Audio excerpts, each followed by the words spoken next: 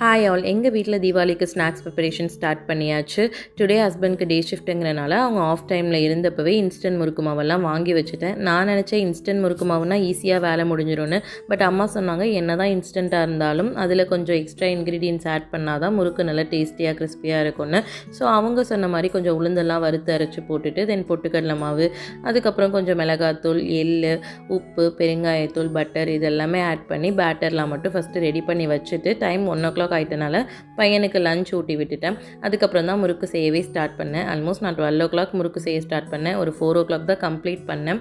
இதுதான் நான் லைஃப்லேயே செய்ய போகிற ஃபர்ஸ்ட் முறுக்கு. இதுக்கு முன்னாடிலாம் தீபாவளிக்கு சிம்பிளாக குலாப் ஜாமுன் செஞ்சு முடிச்சிடுவேன்.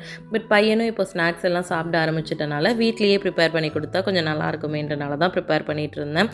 ரொம்பவே கிறிஸ்பியாக வந்துருந்துச்சு. நம்ம ஸ்நாக்ஸ் எல்லாம் ப்ரிப்பேர் பண்ணி கொடுத்து அதை நம்ம பசங்க சாப்பிட்றத பார்க்குறதே ஒரு தனி ஆனந்தம் தான். ஃபைனலி எங்கள் வீட்டில் தீபாவளி ஸ்நாக்ஸ் ரெடி.